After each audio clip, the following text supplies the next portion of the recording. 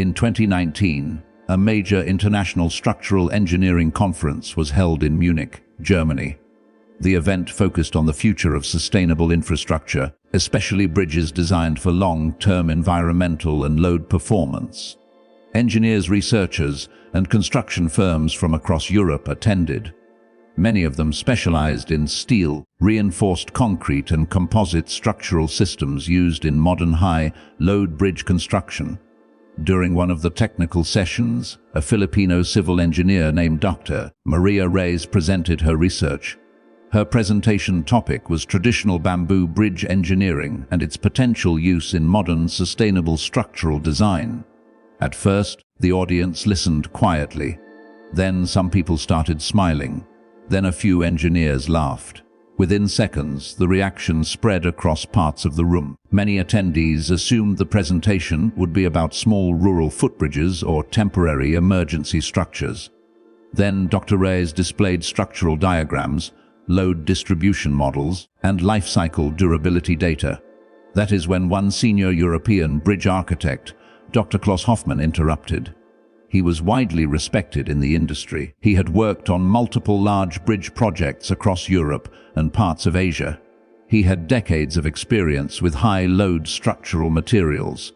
He stood and spoke clearly. He said bamboo was not suitable for long-term infrastructure because it absorbs moisture, degrades over time, and cannot maintain predictable strength under permanent structural load. Several engineers in the room agreed. Another attendee added that bamboo might be acceptable for low-income rural crossings but not for modern infrastructure carrying heavy usage and liability risk. Dr. Reyes did not react emotionally. She simply moved to the next slide. The slide showed a photograph of a long bamboo suspension bridge located in a mountainous area of the Philippines. Then she explained something unexpected. She said the bridge had been in continuous use for more than a century. She explained that it handled daily pedestrian traffic and had survived multiple major typhoon events. At that point, the room became quieter. Dr. Hoffmann responded again. He said long-term bamboo structural survival under real load conditions was scientifically unlikely without full replacement cycles. Dr. Reyes responded with a direct proposal. She invited him and his full engineering team to visit the bridge site and perform independent testing. She said if her claims were incorrect, she would formally withdraw her research, but if the structure performed as claimed, she wanted a technical re-evaluation of traditional material engineering. Because the challenge happened in front of international peers, Hoffmann agreed. 3 months later, Hoffmann and 5 members of his engineering team traveled to the Philippines. They brought full structural testing equipment, including moisture measurement tools, portable load monitoring devices, fiber density analyzers, and joint stress evaluation instruments. Their expectation was simple. They believed they would prove the bridge had either been rebuilt multiple times or was currently unsafe. Local guides transported them into a mountainous region where the bridge was located. When they reached the site, the first reaction was confusion. The bridge was fully constructed from bamboo structural members connected with traditional binding and locking techniques. There were no visible modern steel reinforcement systems. The bamboo material showed natural aging but no large-scale decay or fiber separation. This was unexpected. The bridge caretaker, an elderly local man, explained that his family had maintained the bridge across multiple generations. Hoffmann immediately assumed the bridge must have been rebuilt several times using new bamboo. The caretaker explained that major structural replacement had not been necessary because of how the bamboo was selected, treated, and installed. That was when Hoffmann ordered full material and structural testing to begin. During the first full testing day, the engineering team measured surface hardness, internal moisture levels, fiber density stability, and joint compression strength. The data results did not match typical bamboo degradation models. The bamboo material showed stable internal moisture balance and very low decay activity. The joint binding strength was higher than expected for plant-based fiber connection systems. That evening, One of Hoffman's engineers quietly stated that the numbers did not match modern bamboo engineering assumptions. Hoffman believed there had to be hidden modern chemical preservation involved. On the second day, the team extracted internal material samples for deeper testing. Laboratory results showed no modern industrial chemical preservatives. The bamboo preservation appeared to come from traditional preparation methods used before installation. The caretaker then explained the preparation process. The bamboo was heat-treated using controlled smoke exposure from specific wood types. After that, it was soaked in natural mineral salt solutions extracted from local plant sources. Then each structural piece was positioned based on sun direction, wind flow patterns, and seasonal water movement patterns. Hoffman dismissed this as traditional practice, not engineering, but the test results continued to show structural stability far beyond what modern models predicted. By the end of day 2, the German team was no longer confident that their original assumptions were correct. And by the morning of day 3, Hoffman decided to perform full load stress testing on the bridge structure. That decision would become the turning point of the entire investigation. On the morning of day 3, Dr. Hoffman made a decision. He wanted full load stress testing performed on the bridge, not light testing, not sample testing. Real structural load simulation. His team set up distributed weight testing across multiple points of the bridge deck. They wanted to simulate real, world traffic pressure, even though the bridge was designed mainly for pedestrians. Based on standard bamboo engineering models, Hoffman expected early stress signals to appear at moderate load levels. The first test load was set higher than normal pedestrian use. The bridge showed minimal deflection.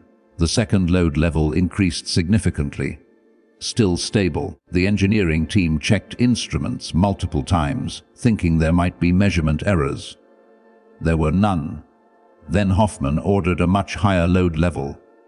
At this point, based on textbook bamboo material behavior, the structure should have shown fiber cracking, joint slipping, or visible deformation.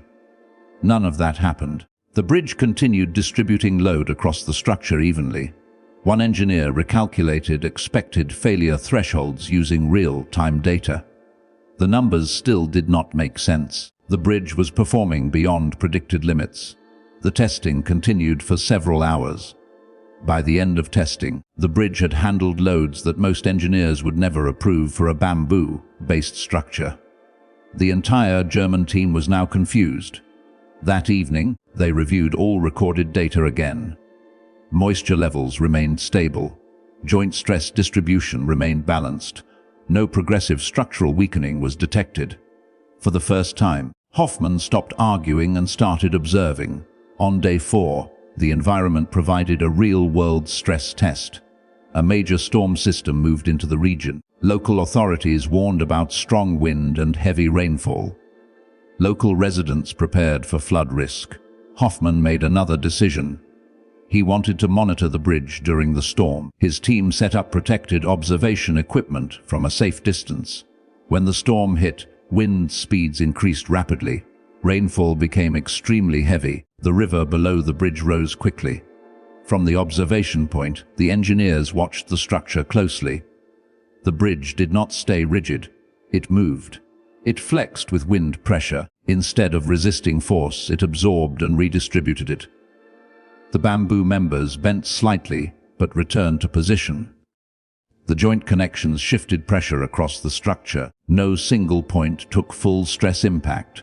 Several modern structures nearby were not designed for this level of environmental movement. Later reports confirmed damage to a steel pedestrian bridge and cracking in a concrete overpass in the same region.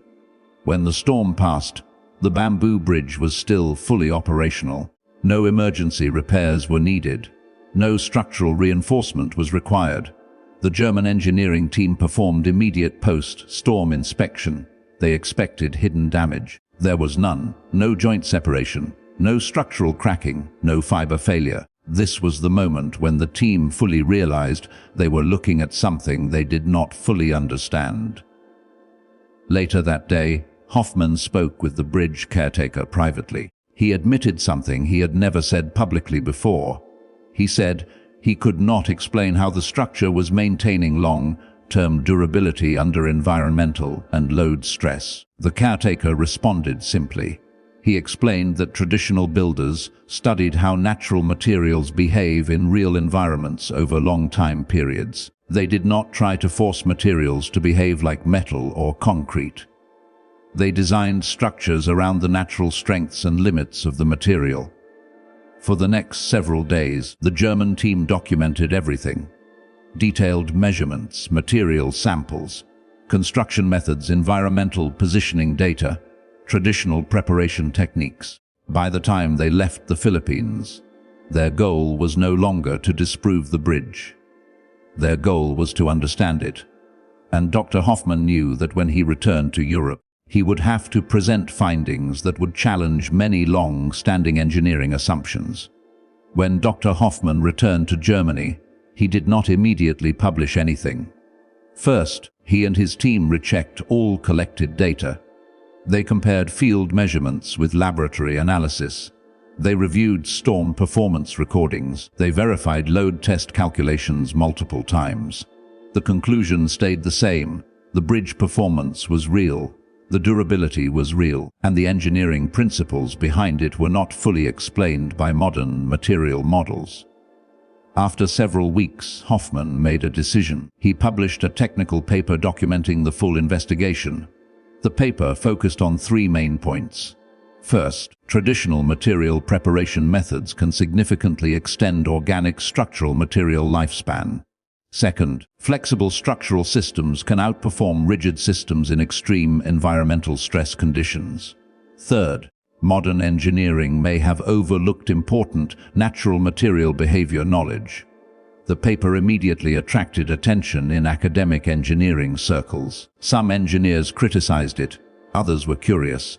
Several universities requested access to raw testing data. Independent research teams reviewed the numbers. The results held up under verification. Within months, multiple research groups began studying traditional bamboo structural engineering methods more seriously. Sustainable construction firms started researching hybrid bamboo composite structural components. Some architecture programs introduced case studies focused on traditional construction knowledge integration. Dr. Reyes began receiving invitations to present at international engineering conferences. This time, the reaction was different. Instead of dismissal, engineers asked technical questions. They wanted to understand material treatment processes. They wanted to study traditional joint design. They wanted to test hybrid structural integration possibilities. Meanwhile, the bamboo bridge site in the Philippines started receiving academic research visits. Engineering students, material scientists, structural researchers, all studying the same structure that had originally been dismissed as primitive. Several research projects began exploring engineered bamboo composite materials for modern structural reinforcement systems. Early testing showed promising results in vibration damping and stress distribution support. The biggest shift was not just technical. It was cultural. More engineers began acknowledging that traditional construction knowledge can contain data developed through long-term real-world environmental testing. Dr. Hoffman also changed professionally. He began teaching a new advanced engineering course focused on material behavior in natural environments. The course included case studies of traditional construction systems from multiple regions of the world. On the first day of class, he presented the bridge case study, not as a replacement for modern engineering, but as proof that engineering knowledge can exist outside modern industrial systems. Meanwhile, global interest in bamboo-based sustainable construction increased. Some modern buildings began using bamboo composite reinforcement in non-primary structural components. Research continued into long-term durability and large-scale integration. Back in the Philippines, the bridge continued operating as it always had. Local maintenance continued using traditional methods. The structure continued handling daily use and seasonal storms. The global engineering industry did not suddenly switch to bamboo construction. But something important changed. Engineers became more open to testing ideas that come from outside standard industrial material systems. The biggest long-term impact was mindset. The investigation proved that engineering progress does not always mean replacing older methods. Sometimes it means understanding why older methods worked so well and combining that knowledge with modern technology. Years later, Dr. Hoffman summarized the experience in a lecture. He said the most important lesson was not about bamboo. It was about evidence, about testing assumptions, and about being willing to learn from systems that developed outside modern industrial engineering. Because real engineering is not about defending materials. It is about understanding how materials behave under real conditions, and using that knowledge to build structures that last.